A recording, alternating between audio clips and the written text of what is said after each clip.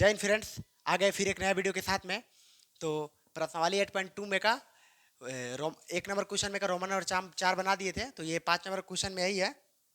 देखिए, 5 cos² 30 degree plus sec 4 sec² 30 degree minus tan² 45 degree है, और बाई में sin² 30 degree plus cos² 30 degree दिया हुआ है। तो जब भी ऐसा क्वेश्चन रहेगा दोस्तों, तो सबसे पहले बनाने के पहले एक हॉल यहाँ पे लिख देंगे कि क्वेश्चन को हम सॉल्व कर रहे हैं। अब देखिए, यहाँ पे 5 है तो यहाँ पे 5 का 5 लिख देंगे। अब यहाँ पे कुछ नहीं है तो यहाँ पे एक मल्टीप्लाई छुपा हुआ है, यानी गुणा, तो यहाँ पे मल्टीप्लाई दे देंगे। अब देखिए, cos 60 डिग्री का मान होता है 1/2, तो यहाँ पे 1/2 लिख देंगे। अब देखिए, cos पे स्क्वायर है तो यहाँ पर भी हम स्क्वायर चढ़ा देंगे।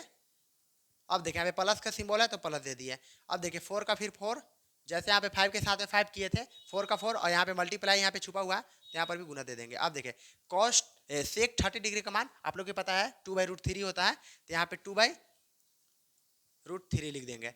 अब देखिए, सेक पे स्क्वायर चढ़ा हुआ है तो यहाँ पर भी हम स्क्वायर बेझिझक चढ़ा देंगे, ठीक है। और माइनस का सिंबल है तो माइनस, और tan 45 डिग्री का मान कितना होता है, 1 होता है। तो tan 45 डिग्री पर tan 45 का मान 1 होता है, तो यहाँ पे हम लोग 1 लिख देंगे। अब देखें, tan पे स्क्वायर चढ़ा हुआ है तो यहाँ पर भी हम लोग स्क्वायर लगा देंगे। अब देखें, यहाँ पे फिर बाई का चिन्ह है तो फिर दे दिए। अब देखें, sin 30 डिग्री का मान आप लोग को पता है 1/2 होता है, तो 1/2 लिख देंगे।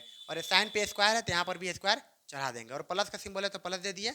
अब देखिए, cos 30 डिग्री का मान √3/2 होता है, तो यहाँ पर √3/2 लिख देंगे। अब देखिए, cos पे स्क्वायर है तो यहाँ पर भी हम लोग स्क्वायर एक चढ़ा देंगे। देखिए, एक छोटा सा यहाँ पे लॉजिक है, जब भी ऐसा अगर चिन्ह खींचिएगा तो उसके पूरा सामने बराबर रहना चाहिए, ठीक है। अगर आप चिन्ह ऐसे खींचते हैं, यहाँ पे अगर ऐसे बराबर लिखते हैं तो ये आपका पूरा प्रॉपर नहीं हुआ, क्योंकि 100/100 अगर मैथ में नंबर लाना है तो ये छोटा छोटा बातों पर भी ध्यान रखना पड़ेगा, तब 5 अंक पे आपको 5 ही अंक मिलेगा। ऐसा नहीं कि आप मैथ बना के अगर आप आंसर ला देते हैं तो वो आंसर ही सिर्फ लाना बहादुरी नहीं है। मैथ का पूरा A to Z original rule रहना चाहिए, ठीक है।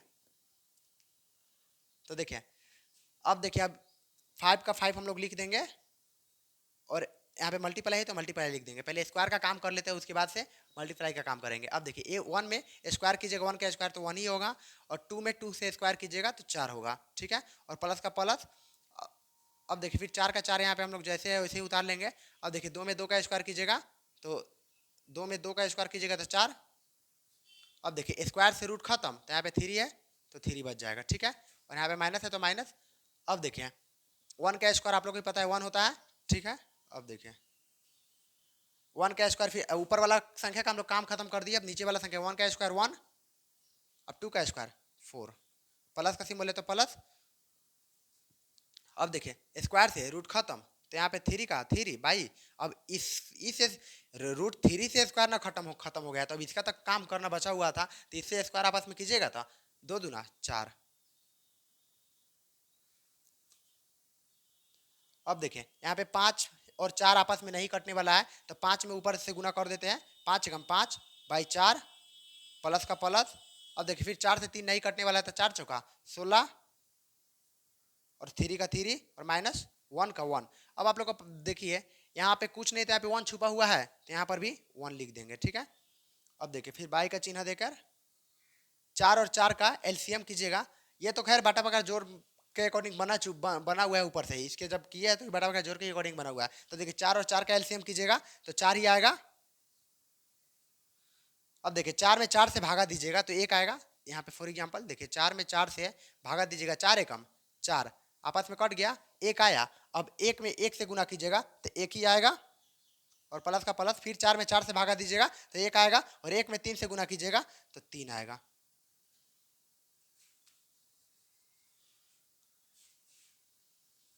पहले स्टार्टिंग में इसको ऐसे बनाना है, उसके बाद फिर सेकंड पेज पे कॉपी में, यानी ये तो बोर्ड पे है, थोड़ा कंफ्यूज नहीं होइएगा। फर्स्ट पेज पे ऐसे, सेकंड पेज पे ऐसे यहाँ पे बनाना है, ठीक है। अब देखिए, यही संख्या को ये बाटा बका जोड़ माइनस प्लस वाला है, तो इसको पहले हल कर लेंगे। तो देखिए, 4 और 3 और 1 का एलसीएम कीजिएगा, तो यहाँ पे 4 और 3 का आप लोग गुणनखंड नहीं कर सकते हैं, तो आपस में गुना हो जाएगा। आप लोगों को पता है 4 तिहाई 12 हो जाएगा। अब देखिए, 4 में 12 से भागा दीजिएगा, अभी जैसे यहाँ पे करके बताए थे। 4 में 12 से भागा दीजिएगा तो 3 बार तक में कटेगा, और 5 से 3 में गुना कीजिएगा तो 5 तिहाई 15, और प्लस का सिंबल है तो प्लस दे दिए।